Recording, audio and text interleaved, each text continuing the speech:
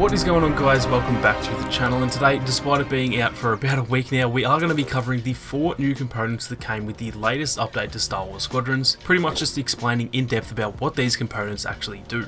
For those of you who don't know, these are actually free to unlock. They don't require any requisition points, or at least not that I know of anyway. However, with that being said, I am above level 40, which is where you max out those rec points. So I could be wrong here. If you're below level 40 and you did have to get the components with a rec point, then let me know down in the comments. There are 4 components to go over, those being the boost extension kit, the ion rockets, the prototype piercing torpedoes, and the anti-material rocket turret. Now, getting into the first one, which is the boost extension kit, this one is available for both your fighters and your bombers, and this is definitely the most simple one of them all. With this one equipped, you can essentially just gain back your boost instantly if the extension kit is ready for use. So as you can see in this gameplay, once my boost ran out, I just pressed L1, or it would be R1 if you set it as the right auxiliary, and right away I gain my boost back, meaning that I can get back to full speed without having to worry about getting shot at. These are going to be great, especially for you bomber mains who want to have a bit more of a sort of hit and run playstyle. You'll be able to boost in, deal some decent damage, and then when you're ready to head back to safety and resupply, for example, you won't have to worry about having no boost left. Simply use this new component and you will be out of there in no time. Moving on, the next component is the ion rocket, which are available for both the fighters and the interceptors. For those of you who have used the barrage rockets before, these are essentially the exact same thing, however they deal ion damage instead of regular damage.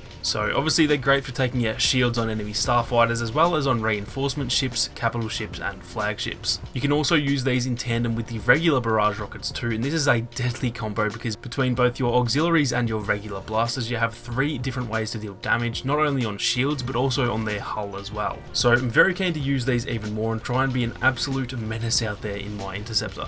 Now, just a quick tip, they don't actually require you to press the button each time either. Just for those who haven't used them before, you can actually just hold the button down and they will just shoot constantly, either until you run out or until you let go of the button. So they can deal damage at a very fast rate if you do it that way. Moving on, we then have the piercing torpedoes, and these are definitely one of the more interesting new components that were added. These are available for both the bombers and once again the fighters, meaning they actually technically have got 3 new components now, and what they do is they actually bypass the shields of enemies and deal damage directly to the hull. This is going to change up the gameplay and strategy of fleet battles quite a bit, I think, because you no longer have to get the shields down in order to deal damage to the hull, and it also means that you no longer have to try that mosquito technique where you're pretty much flying underneath the shield and dealing damage to, say, these shield generators. Now you can just fire these off from outside the shields, and so long as they don't get shot down, then they'll deal a solid amount of damage upon impact. I tried to show it off as well as I could in this gameplay. As you can see, they are extremely slow, and so the enemy team is going to be able to shoot them down pretty easily if they can see them, as are the turrets on the flagships or the capital ships if you're unlucky.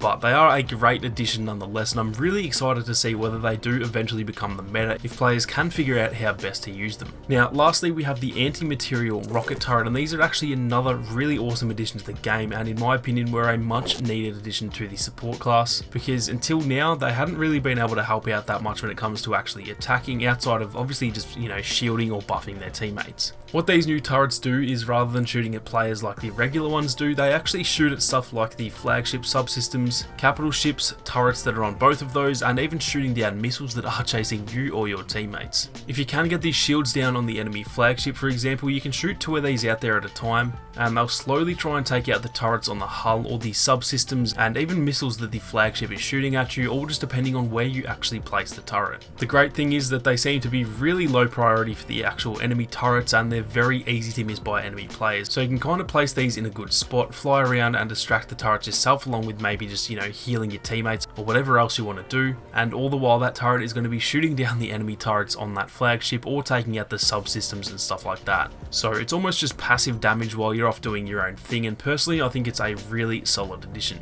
I've always wanted to main the support class, but I just feel like they're a little bit too weak, at least for me anyway, since I'm not that great at staying alive as it is. But with a little bit more firepower now, I do think that I'm going to give the U-Wing and the Reaper another crack, and maybe I'll do a little bit better this time around. That is going to do it for this one though, guys. If you enjoyed the video, then be sure to leave a like down below, and if you are new, then consider subscribing to the channel with those notifications on. I really enjoy doing these types of breakdown videos, and I would actually love to start a Mythbusters series for Squadrons, covering stuff like this and just really diving deep into the stats and all that kind of thing. So if that does interest you guys, then let me know down below, as well as letting me know what you guys would like to see being tested. Thank you all so much for watching. You guys have a great day, and I'll catch you all in the next one.